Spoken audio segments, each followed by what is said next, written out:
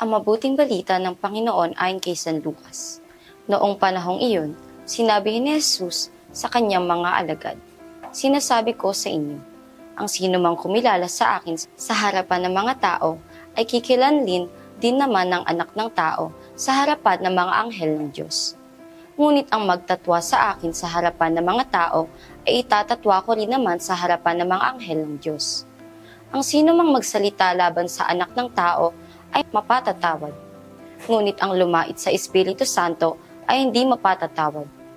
Kapag kayo'y dinala nila sa sinagoga o sa harapan ng mga tagapamahala at ng mga may kapangyarihan upang litisin, huwag ninyong isipin kung paano ninyo ipagtatanggol ang sarili o kung ano ang inyong sasabihin. Sapagkat sa oras na iyon, ang Espiritu Santo ang magtuturo sa inyo kung ano ang dapat ninyong sabihin. Ang mabuting balita ng Panginoon. Sa mabuting balita mula kay San Lucas, pinapaalala ni Jesus ang kahalagahan ng pagtatapat ng ating pananampalataya. Ang sino mang kumilala kay Kristo ay kikilanlin din sa harap ng Diyos. Ngunit ang pagtanggi sa Kanya ay may mabigat na kahihinatnan. Paalala ito na hindi sapat ang pananampalataya sa isip lamang, kundi dapat itong maihayag sa salita at sa gawa.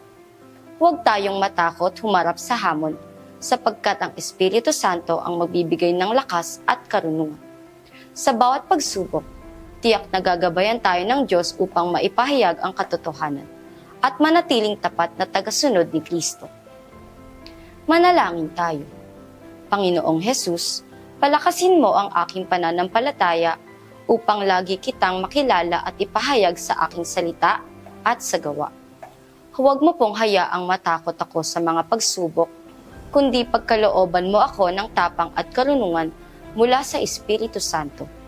Naway manatili akong tapat na tagasunod mo. Amen.